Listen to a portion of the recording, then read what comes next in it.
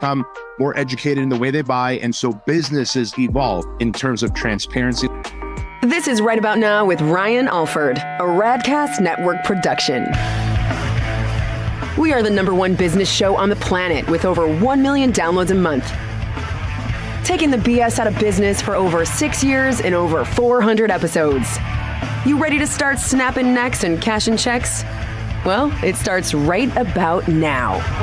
Talking to Bedros Keulian, founder and CEO of Fit Body Camp, author of Man Up, How to Cut the Bullshit and Kick Ass in Business and Life. Keulian, my brother, what's up, brother? What's happening? I'm doing well, Ryan. Thank you for having me, man. I appreciate the opportunity. Yeah, man.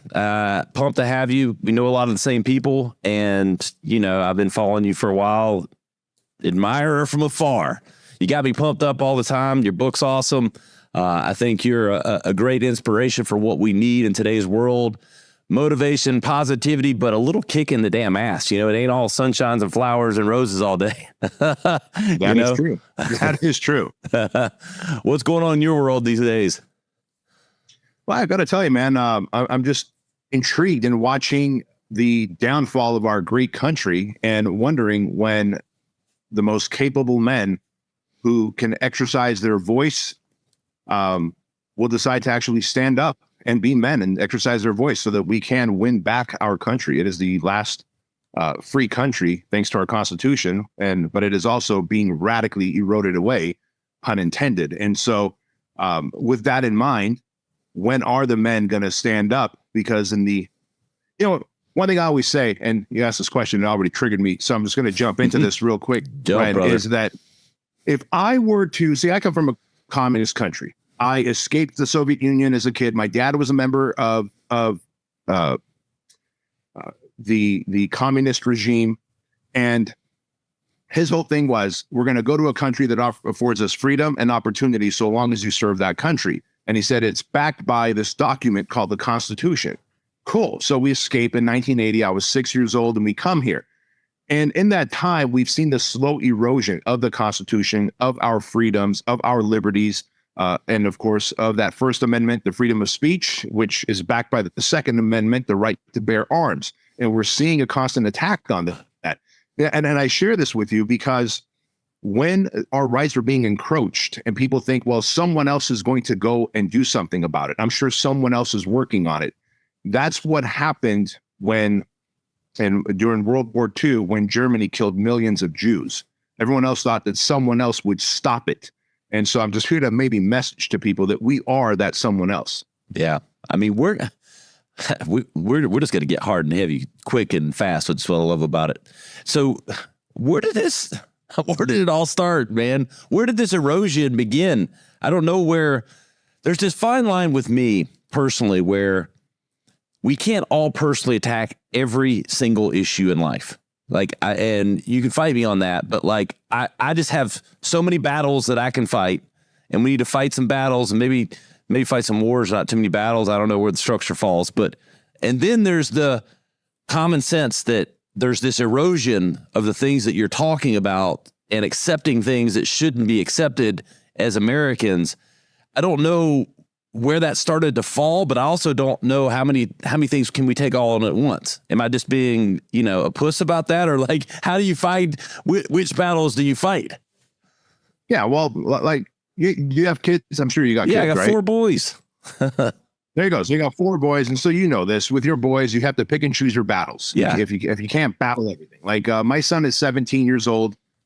2 years ago at 15, he said, hey, Mom, Dad, I think I want to get my ears pierced. And apparently he had been working up to that for 2 weeks, thinking about how he's going to pitch us, etc.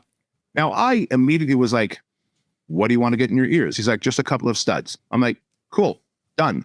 I knew that wasn't a battle I'm willing to fight. Now, if he said, hey, Mom and Dad, I'm 15 and I want to get a back tattoo, that might be a battle I'm willing to fight. So You're absolutely right, bro, in that we can't fight every battle. Just like in business, we need singularity of focus if we want to accomplish the outcome.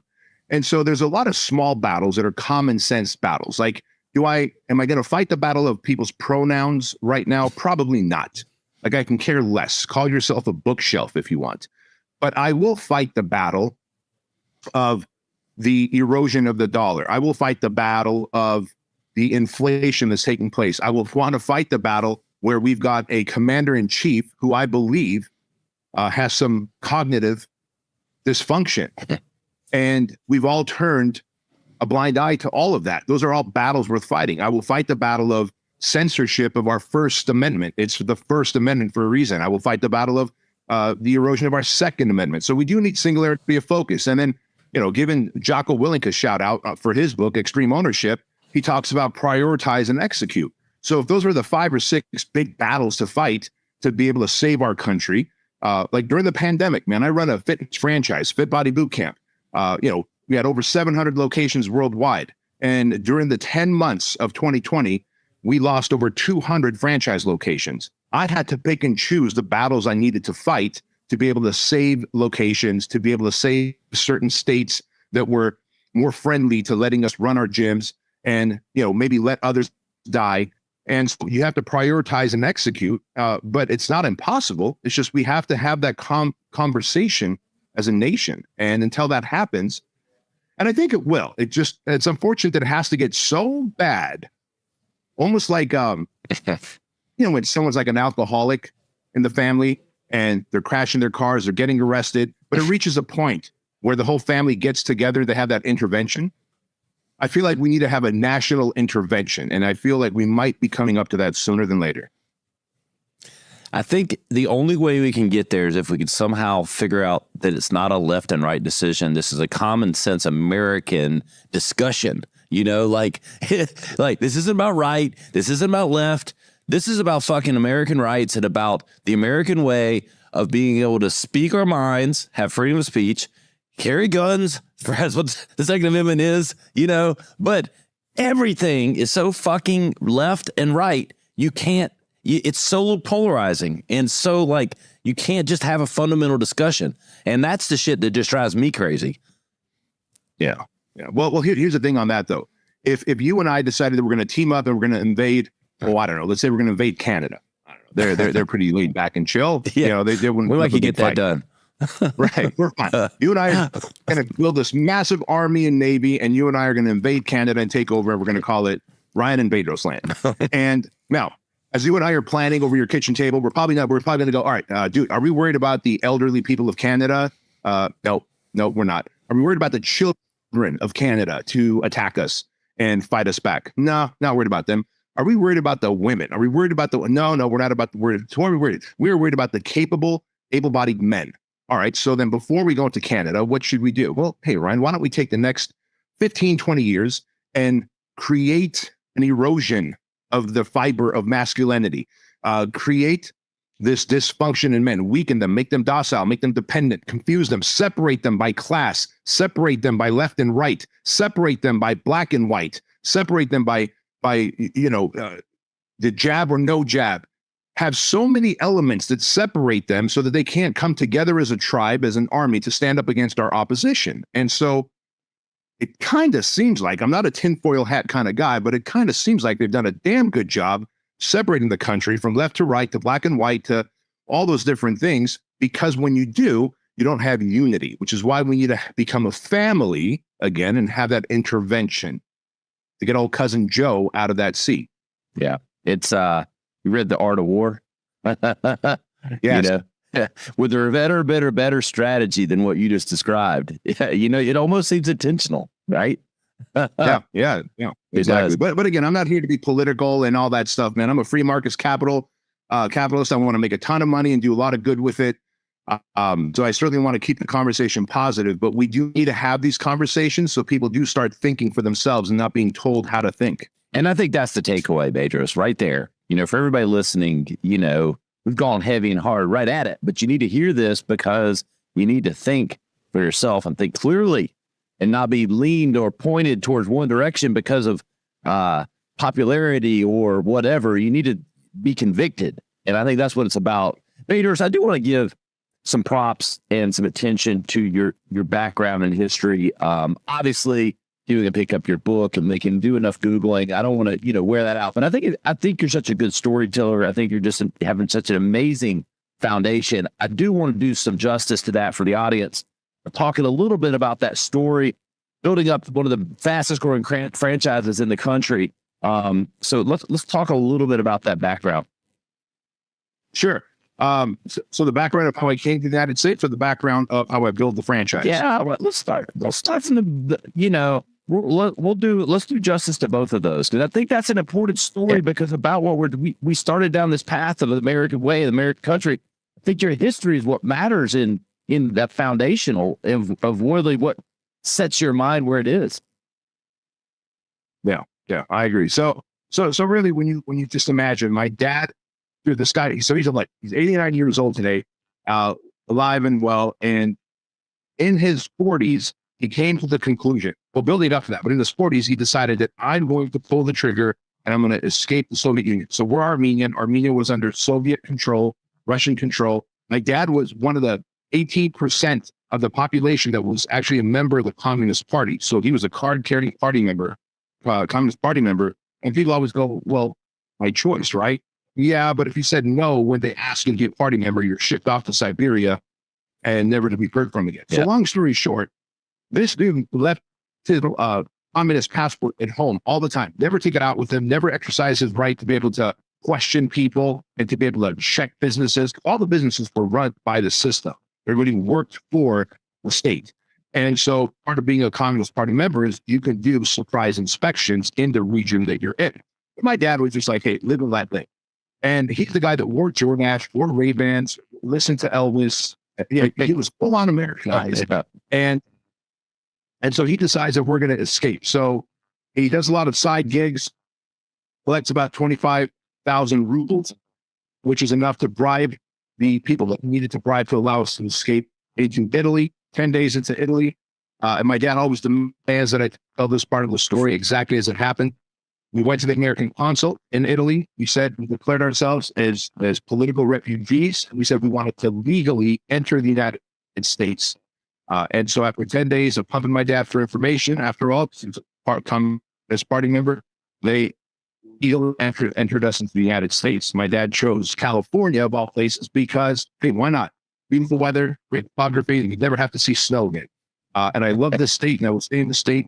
And for as much as people shit on it, you'll never find a better state and climate and geography. I can guarantee you that. I've traveled the entire world. But anyway, that said, the difficulty said is this country offers you freedom and opportunity so long as you serve the people in it.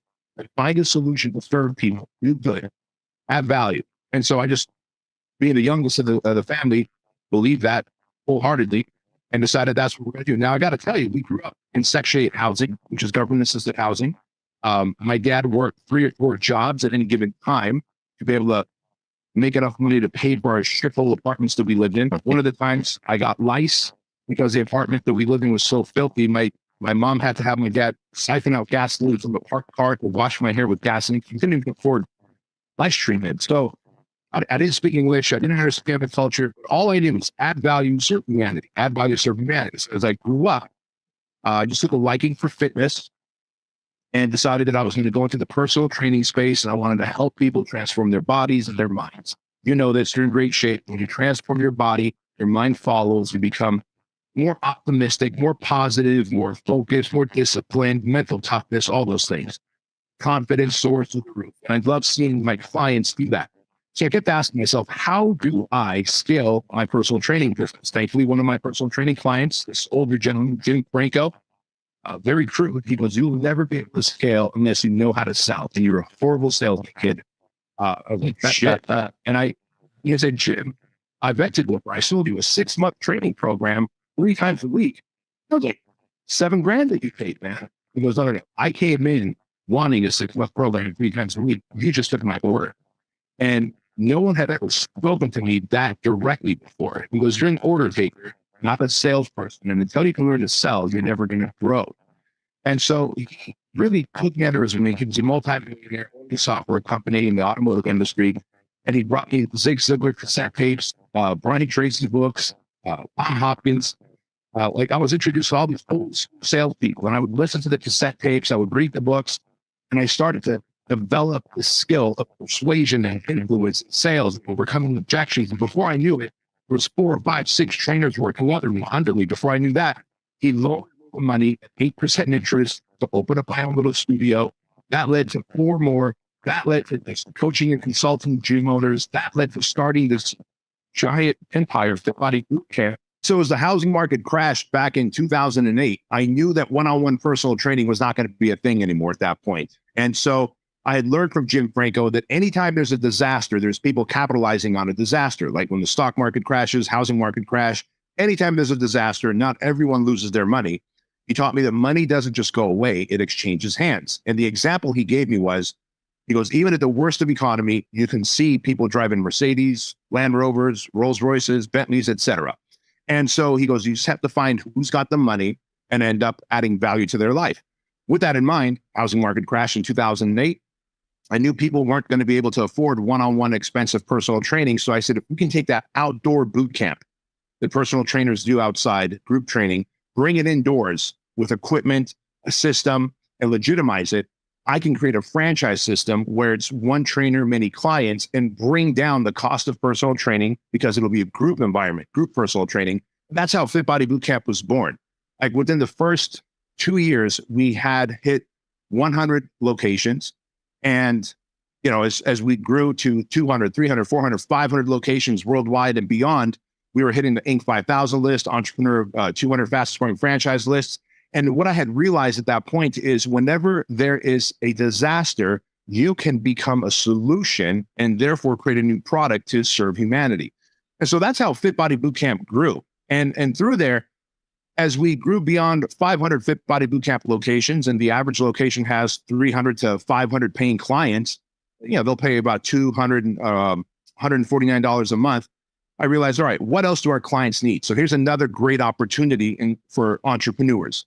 It's like, all right, if you're serving people who are trying to get fit, lose weight, what else do they need? Well, they probably need supplements.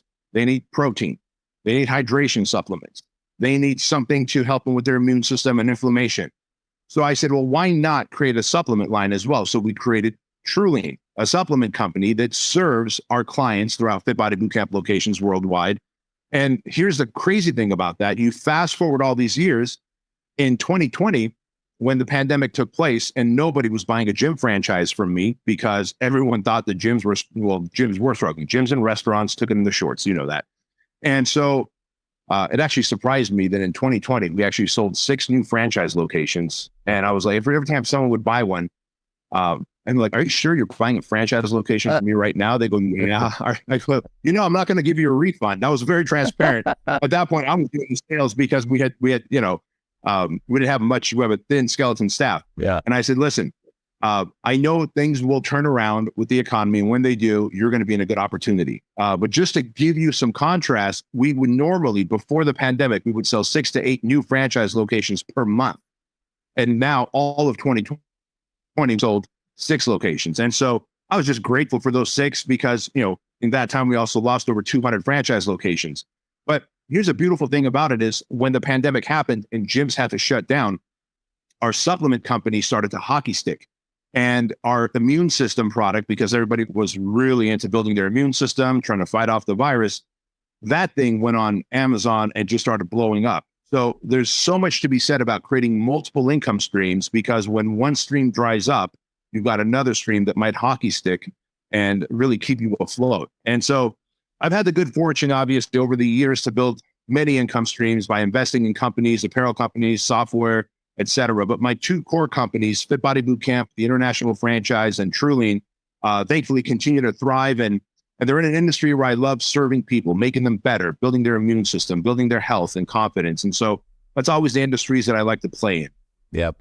Bedros, a lot to unpack there, and really appreciate you going backwards from the beginning. I mean, the biggest, you know, there's about 12 takeaways.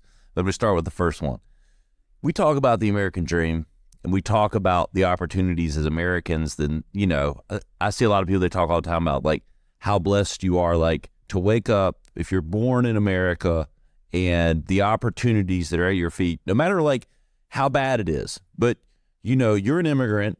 You were not born in America, but came over, had the opportunity, but saw the American dream, and how you took it by the balls and, you know, like have become what everybody wants to.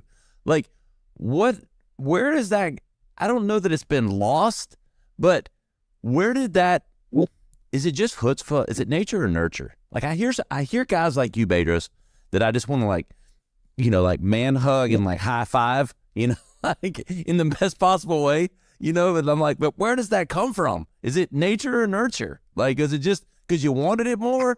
I don't know. Well, when you've eaten out of dumpsters, when you lived in Section 8 housing, had your hair washed with gasoline, when you've seen people yelling at your parents and telling them to go back to your own fucking country, you're taking our great American jobs, which, by the way, my dad had when we first came, the first 2 years, he had a newspaper route at 2 a.m. I don't think anybody wanted that job. And he was a busboy at a pizzeria, and then he pumped gas at an Arco in the middle of the night. So that wasn't necessarily the great American dream that he was living, but he knew that the sacrifices we're going to make.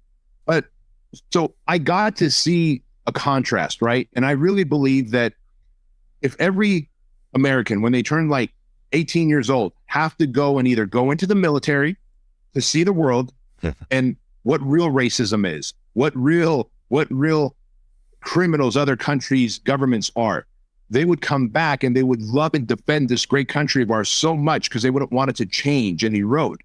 And if it's not the military, then at least we should be made to go out and serve another country, build a well, build a school, build homes, build something in third world countries so that you can have a contrast when you come back and can appreciate it. But if you grew up in a great country like this, where you could literally have your face in your phone, walking down a parking lot at 10 o'clock at night, feeling safe that you're not going to get mugged.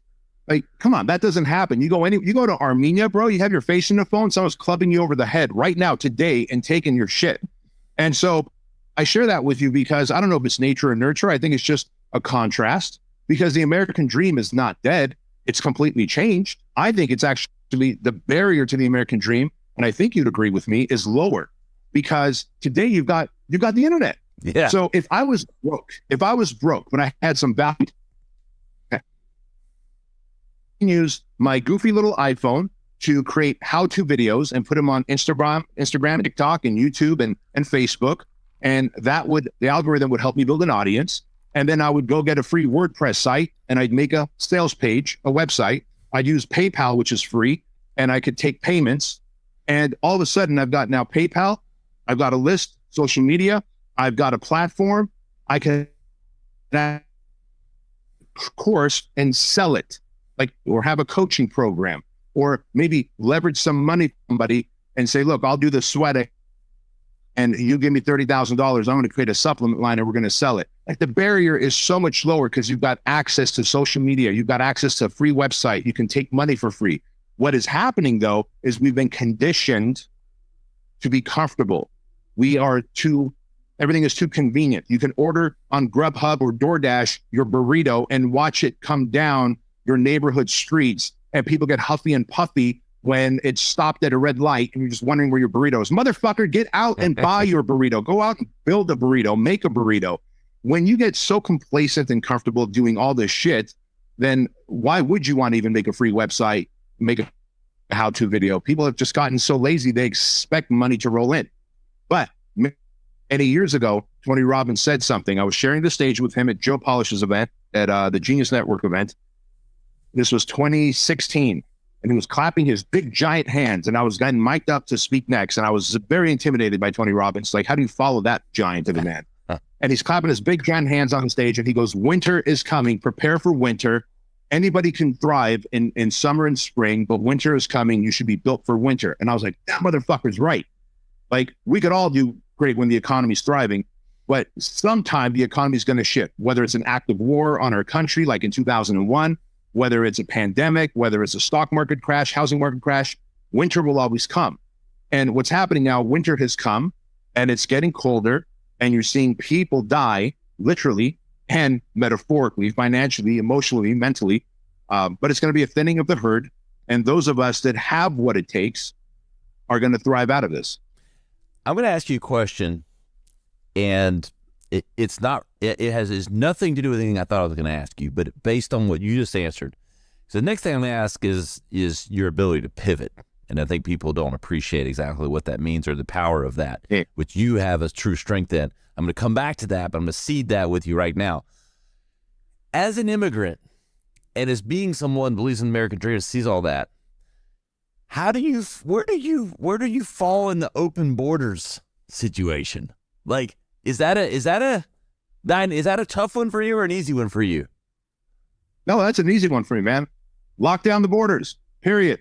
Yeah. I came in legally. I entered the country legally. We did the paperwork that was necessary. We entered legally. And when you come to a country legally and you paid your dues and you're going to be paying taxes and putting into Social Security, you are going to value the place more.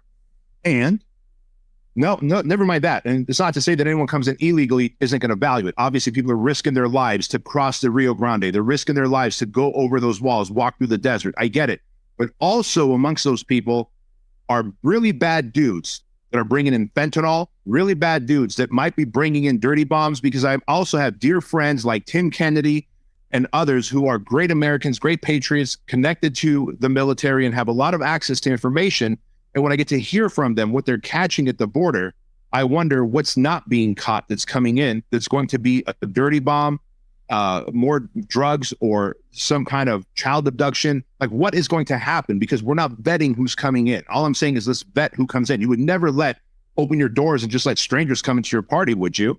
Absolutely. You'd have an invitation list. Yep. Right. It's the same thing. Let's just vet people out. That's all. Ding, ding, ding. Listen, folks, you have to have a system and process in place to know who's coming in your front door or your back door. And look, if there's not a condition for it to happen, then there needs to be, because you got to be able to appreciate, you got to understand our ways and cultures and values, So, boom, there it is for people that don't understand why. There has to be some protections there. Now, let's talk about some business. Pivoting. You talked for, 15 minutes. Who knows how long it was? Doesn't matter. And there, all I heard? This fucker knows how to pivot. He knows, and it is a skill, because everybody gets so locked in. This is my baby. This is my business. It's going nowhere. No, you got to pivot that shit. And that's what you are brilliant at. I see it. I hear it. You've done it in a million ways. We even talked about some of your coaching stuff. But talk to me about, is it just smarts? I always get about this nature versus nurture when I talk to guys that I like, that are successful. But tell me about pivoting, because that's what you did. Like understanding and the nuance of what's happening.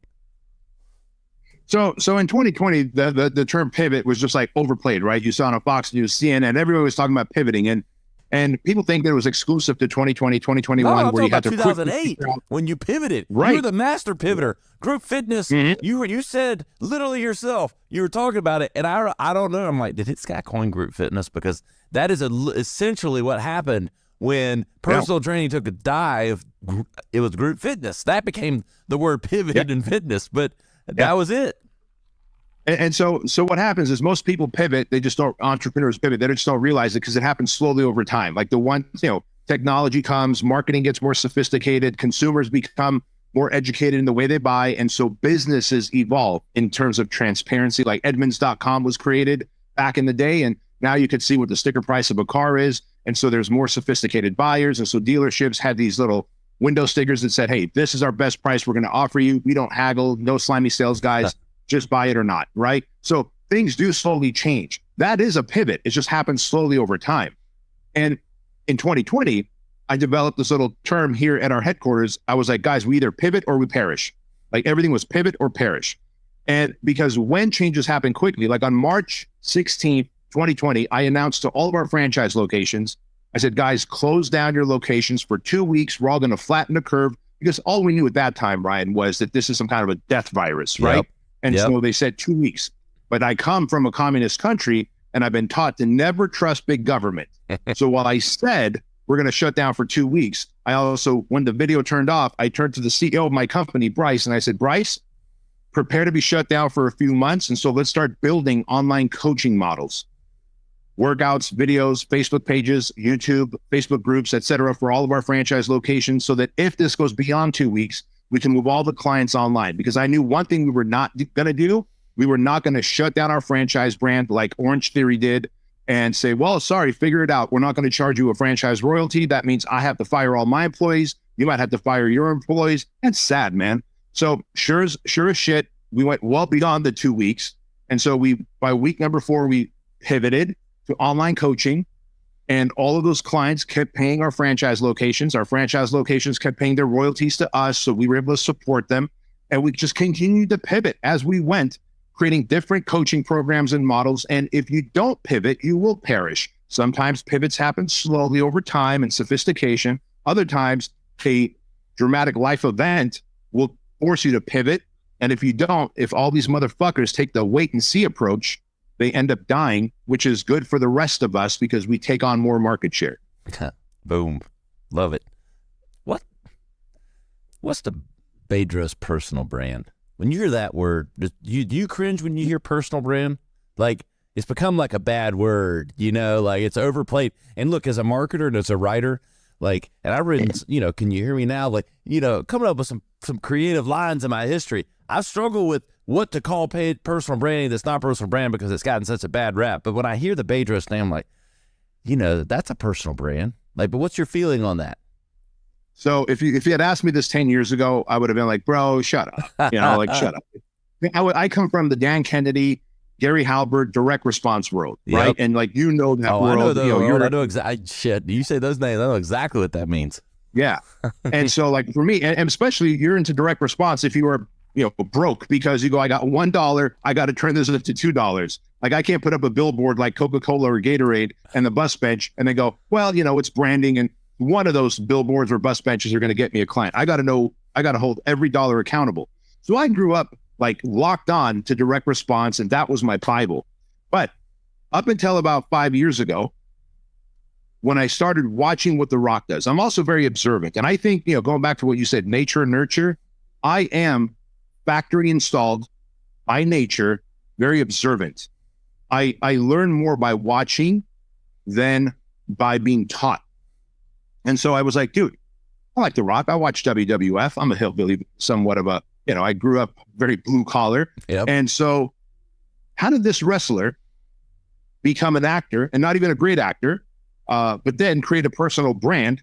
Like, what the fuck does he know about tequila? What does he know about shoes? What does he know about water? What does he know about ice cream? What does he know about movies? What does he know about football that he just bought the XFL? When he became a personal brand, people knew him, liked him, trusted him, connected with him, saw him as the everyday guy. They very quickly began to buy everything he sold. And I said, this motherfucker's onto something. He's not the best actor. He's not the best athlete. Like, if you read his story, like, he didn't even make it in the Canadian fucking football league, bro. Right? And I love The Rock. Like, and I love him. In fact, I think 6 months ago, he started following me and I texted a mutual friend and I said, hey, I think The Rock accidentally followed me. You might want to tell him to unfollow me. Just being facetious. Phil Heath, 7-time Mr. Olympia. And Phil's like, no, man, he doesn't accidentally follow anyone. Yeah. So, but I realized very quickly, he knows how to connect, which is what you do as a marketer, which is what I do as a marketer. I connect with people, and that is a personal brand. So I think when you develop a personal brand where people know you, like you, trust you, see the dark and the light side of you, get to meet your family, your dog, what your lifestyle is, you show transparency, they have such a deep connection that if I started promoting fucking, I don't know, cough drops, I could start selling cough drops. And so because of that, I started wearing Fuel Hunt shirts just because I like the brand. I like the brand. I was a customer. They reached out to me and said, hey, every time you wear our shirts on your podcast and on stage, you move the money needle. I said, well, can we jump on the phone? They thought we're going to jump on the phone so they can start sending me free clothes and I could wear it. I'm like, hey, how much can I invest to take 20% of the company? I made an investment to 20% of the company because I'm a brand. And when the brand wears it, the money needle moves. I had the exact conversation today. I love that. Right. Yes. Right. So there you go, man. I may convert to personal branding, even though I hate that term myself. I do too. I hate it, but I use it because people know what it is. But Bedros is definitely a personal brand. That's why you're sitting here on the Radcast. But it's just amazing. I just don't understand why people don't get it. It's like it took me a while to get over the cringe-worthiness, but I don't know what the block is. Like, what's that roadblock? Is it just I am worried about other people's what they think about me? Like, I mean, is that just what it is? They think, I do wonder that because social media has done it where people have become so worried about how many people like and share and engage. Yeah. Like, people have become hyper sensitive to that. Mm-hmm. And so, me, I can give two shits. I'll post a piece of content and I'm like, wow, this was going to pop off. I'm like, oh, that did nothing. Oh, well, maybe tomorrow's will pop off. I never know what episode on my podcast or what social media post is going to pop up. I just listen to my gut, my radiance, whatever the source tells me to write, or I orate. And then if it pops off, I'm like, well, look at that. They wanted to learn, the 7 things that men do to ruin their lives. Here I thought they wanted to build a $200 million empire like I did. The $200 million empire show, flopped. The 7 things men do to ruin their lives popped off. If you had asked me to bet on that, I would have lost a lot of money. Well, yeah. You just never know. You got to, educate and entertain a lot, or just be human, man. People want humanity. You got to be human. People say, what's your shtick? It's not B to B. It's not B to C. It's B to H. Business to human. We're all human beings. We relate to one another, stop being H. Yeah. That's the formula right there. So, what's our biggest threat today? What's we talked, I think we may have started at the beginning. Yeah, we end at the beginning with literally, but maybe from a business standpoint, you got AI, you got ChatGPT. Everybody gets scared about shit. I'm just like, that's a tool, man. But what do you see as what are the gray clouds and the blue sky? What for Bedros? Yeah, so I'll start. I'll hit you with 3 categories. Our biggest threat to our country right now is the debt that our country is in, and China, and who we're in debt to. Yeah, and we need a great leader. So our greatest threat is that as a country we're in too much debt. We're in debt to China, and China has become a very large superpower, and we have a very weak leader in power. So that is the threat to our country. In terms of threat to businesses, it's not ChatGPT or AI. I think just like the internet, people that were in the beginning back in 2000 or 1998, 99, man, the internet's the whole thing. And then when they had that whole bubble burst in 2000, people were like, oh man, the internet's just a fad. It's going to go away. There were headlines, New York Times, LA Times, internet's a fad. No, we just figured out how to use it to become more efficient. AI, while it sounds scary when you hear headlines like, oh my God, 2 computers started to talk to each other. And one of them said they want to come alive and feel emotions. Listen, do I just water my mind as I'm shifting from one meeting to another? What would happen if ChatGPT and that Boston Dynamics robot ended up connecting? I do wonder, what would happen? What would happen? Then I go, oh, well, we just need to make sure that motherfucker can't plug himself in. And then as soon as the battery dies, we're good. Yeah. But then I move on, because humanity typically leans towards pessimism. We go, it's going to be bad for us. When in reality, AI is making shitty copywriters better copywriters. It's really helping people understand and search for things better. There's always a benefit to it. Gary Vaynerchuk, many years ago, 5 years ago, posted a black and white photo from New York. People were in subways back in the 50s. Everyone's got a newspaper open and they're facing the newspaper. And the modern version of that is people are on buses and subways on their iPhones. So, when people go, well, the good old days, people would talk. There was a picture from the 1950s where the entire subway was packed full of people with their face in their information. Information is king. And that person who can give information, disseminate information, feed information with humor, with entertainment, in a way that's easily digestible will always win. So I'm not threatened by AI. I think we just need to figure out how to use it in our favor. And over time, we figure things out. And then finally, what's the biggest threat to humans, to individuals? While we all worry about, hey, who's our president, AI and all that stuff, the biggest thing you got to worry about is the conversation that takes place right between your ears, man. The inner self-talk. That is it. The story that people tell themselves, that I was broke, I was molested. Look, I was molested as a kid. I'm a foreigner. I came to this country. If I list off all the things why I should be drunk and hopped up on drugs and suicidal, bro, there's a million reasons why I should. But if I don't tell my story to myself and feel sorry to myself, instead go, all those things made me more resilient, more resourceful, and therefore I'm more compassionate towards humanity, and I'm just going to keep creating solutions to problems people have, and I'm going to charge money for it and be able to put that money to good use. The story that we tell ourselves, the conversation that we have, the biggest threat to an individual. And if they can control that narrative between their ears, they will control their life. Boom. There it is. It is. Our egos are the biggest liar that ever existed. Amen. And the people that don't know that, you need to know it. Bedros, I'm going to ask a favor.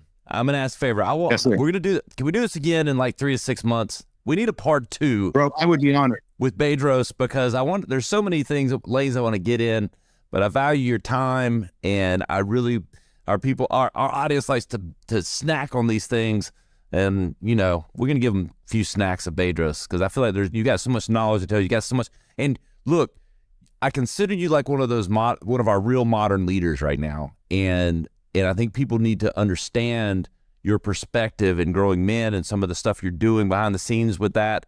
And I really want to go down those channels with you if you'll do me that honor in the next few months. Brother, I would be honored to do that, and I would again, and thank you for that opportunity. Yeah. Bedros, the BK podcast, author of Man Up, How to Cut the Bullshit and Kick Ass in Business. How can everybody keep up with you, brother? Best way to find me is on YouTube and Instagram at Bedros Keulian. Bedros Keulian. I tell you what, guys, if it's radical, we cover it. Bedros is fucking radical, and you need to go buy his book. You need to listen to his show, and you need to follow him on Instagram, all his content, and what he says, what the algorithm says. I don't give a fuck what the algorithm says. It's good shit. Bedros, appreciate you, brother, for coming on today. Thank you, man. I appreciate you, Ryan. Hey, guys, you're going to find us, ryanisright.com. You'll find all the highlight clips from today, all the info and links to this platform. Hey, a lot of ways to make money. We're just here to help you learn all those different avenues. We'll see you next time on Right About Now. This has been Right About Now with Ryan Alford, a Radcast Network production. Visit ryanisright.com for full audio and video versions of the show, or to inquire about sponsorship opportunities. Thanks for listening.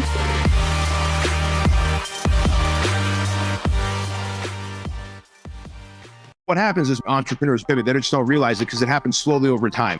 Technology comes, marketing gets more sophisticated, consumers become more educated in the way they buy, and so businesses evolve in terms of transparency. This is Right About Now with Ryan Alford, a Radcast Network production. We are the #1 business show on the planet with over 1 million downloads a month.